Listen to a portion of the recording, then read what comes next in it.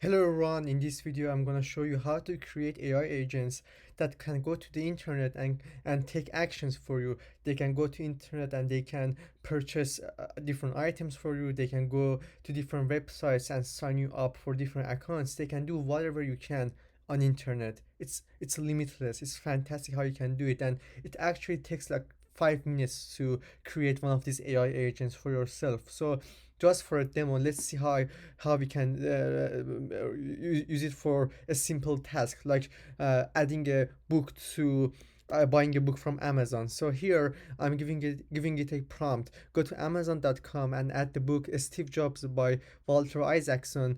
Make sure it's hardcover, big book to my shopping cart. Now I'm saying add it to my shopping cart because I don't want to actually buy the book. And if you wanted to buy the book, you could give it your username and password. You could just say, okay, additional information. This is my username, password. But you could just give the additional information here, and it would sign into your account, and it would make the purchase for you. But as I said, I don't want to make the purchase, so I'm not going to go that far. But let's see how it works. So if I click on Run Agent, it's gonna open a new Windows for me, right? So this is a new Google web page, and it went to Amazon.com, right? So it went to Amazon.com, and right now it should be making the search. As you can see, it divided the page into different sections, and now it's actually trying to find a portion where it can search the book. And as you can see, it found it. So it's now saying Steve Jobs by Walter Isaacson, and now it's trying to find the right one. And as you can see, it's turning our windows into different formats, different portions it can click on, and that's what enables it to take online actions. So it's clicking on the hardcover. Now the results show up, and now we set Steve Jobs and we want the hardcover. So it's looking for the keyword hardcover.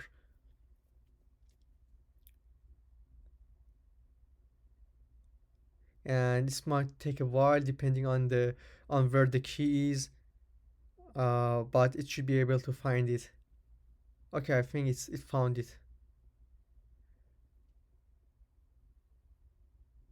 And it might take a while depending on how busy the web page is, but it's reasonably fast right now. So I mean, this is the future, right? AI agents can take any actions for you. It went to the main page of Steve Jobs. As you can see, I'm not moving my mouse, so it's AI agent taking all the actions. And now it should find the portion, find the section where it can add it to my cart.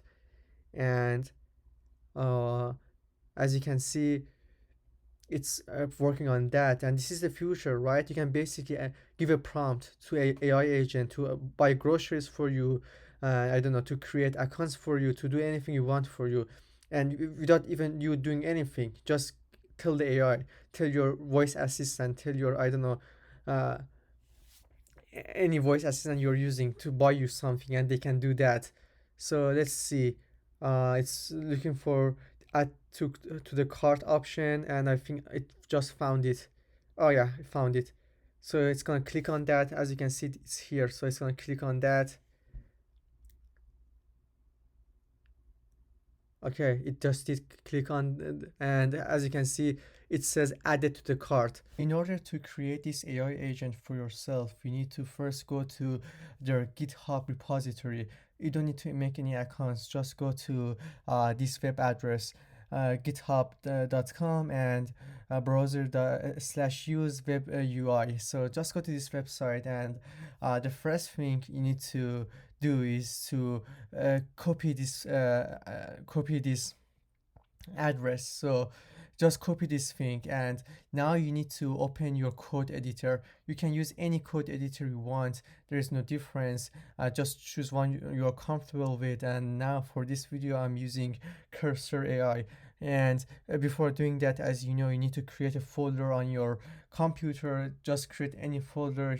Here I'm creating this folder, and I'm naming it browser use app. So just do go ahead and do the same thing. And once you have done that, come to your code editor, and open a new file. So for me, the name was browser use,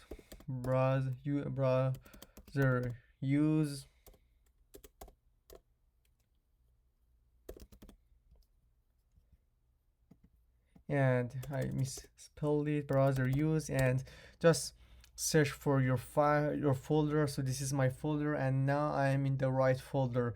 Now what I need to do is to open the terminal. So show run and commands and view terminal. So I'm just gonna do that. Just wait for it to set up, and once it does that, just copy this code. So git clone, and then this line of code directs us to the correct folder. So just do that, and yep, we are good. So the next step would be installing the requirements, and so we already have the requirements, so we don't need to do anything. Just copy this code, pip install requirements dot text, copy this code, and come here and run it. So come to your terminal, and actually uh, it's giving me the tree behind this. So let me just do it from here. So pip install requirements, this is what we are running. So come here, run it, pip install requirements.txt, and now it's gonna install all the requirements, so we don't need to do anything. So now that you have all the requirements, the last thing you need to do, you need to copy this address. Just copy this address and basically paste it here. So don't worry about this thing, it's not something important, it's just opening the code in our browser. So just do that, and it might take like a few seconds, but this is the last step before we set up our thing. So it's working. So once you see this message to create a public link, just come here and click on this link. So click on this link, and you're going to be directed to this web page. And now this is the web page we are interested in, and here you need to change some configurations. So max run steps is the maximum number of steps the agent will take. So I mean, this is the maximum, it not might matter, but let's just maybe set it as maybe 50. I think that's reasonable for our task. And maximum actions per step, leave it as 10. So enable visual processing capabilities, I mean it's already enabled, so don't touch it. And here you need to configure your large language models. Here you can use any LLM you have access to. There are paid ones and there are free ones, and as you know, my goal is to create videos surrounding free tools so all of my viewers can use them. So if you find my mission interesting, please consider giving me a like and subscribe. So without further ado, let's see what we have here. So among all of these, the only one that's really free to use is the one from Google. So here we are using Gemini 2.0 Flash, and now the next thing you need to do is to get an API key for yourself. So if you come here to ai.google.dev, or just go to Google and search get a Gemini API key, and you will be directed to this website. And once you're here, click on get a Gemini API key in AI Studio, and once you're here, just click on create API key, and it will create one for you for free. You don't need to pay anything. So I've already have one here for me. And also never share your API keys with anyone, because they can use it to control your account, and I'm gonna delete my API keys before uploading this video. So just copy the API key, and once you have done that, come here and paste the API key. You don't need to do anything else.